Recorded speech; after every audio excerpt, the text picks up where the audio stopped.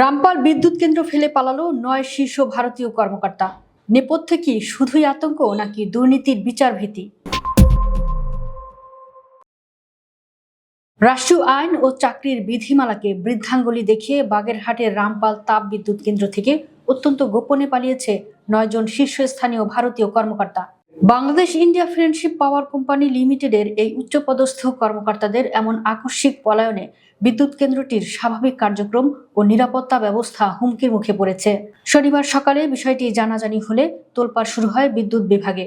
কোনো প্রকার দাপ্তরিক অনুমতি ছাড়াই তারা সাতক্ষীরার ভোমরা স্থলবন্দর দিয়ে ভারতে পালিয়ে গেছেন। প্ল্যান সূত্রে জানা গেছে, ঘটনাটি ঘটে অত্যন্ত পরিকল্পিতভাবে। শনিবার সকালে রামপাল তাপবিদ্যুৎ কেন্দ্রের আবাসিক ডাইনিং টেবিলে ওই কর্মকর্তাদের অনুপস্থিত দেখা যায়।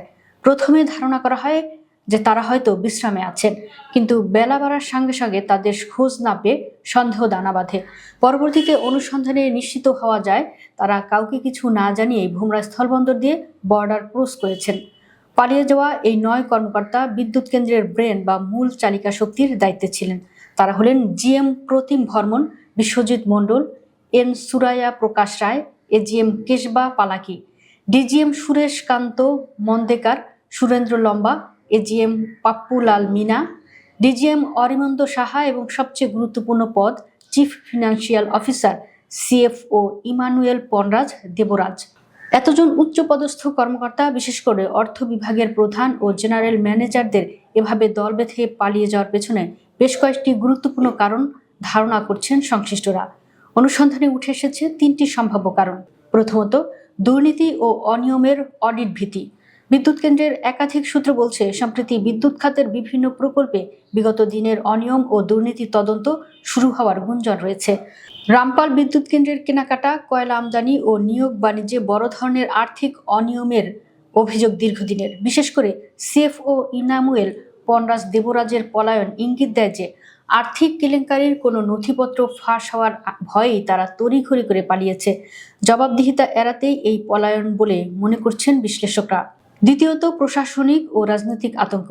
দেশের পরিবর্তিত রাজনৈতিক প্রেক্ষাপটে ভারতীয় কর্মকর্তাদের মধ্যে এক ধরনের মনস্তাত্ত্বিক ভীতি কাজ করছে।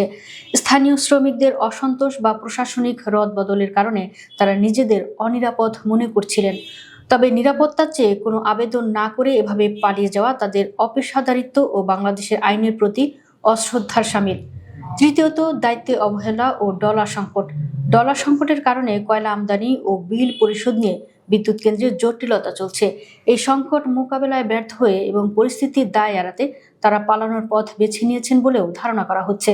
রামপাল তাপ বিদ্যুৎ কেন্দ্রের জনসংযোগ বিভাগের উপমহাব্যবস্থাপক আনোয়ারুল আজিম ঘটনার সত্যতা নিশ্চিত করে বলেন, তারা অনুমতি ছাড়াই ভারতে চলে গেছেন। বিষয়টি আমরা ঊর্ধ্বতন কর্তৃপক্ষকে জানিয়েছি।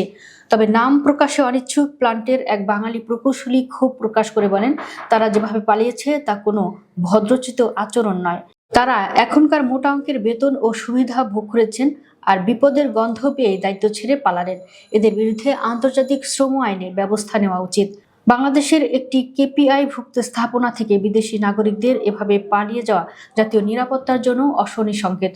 বিদ্যুৎ উন্নয়ন বোর্ড, পিবিডিবি এবং সংশ্লিষ্ট মন্ত্রণালয় ইতোমধ্যে ঘটনার তদন্ত শুরু করেছে।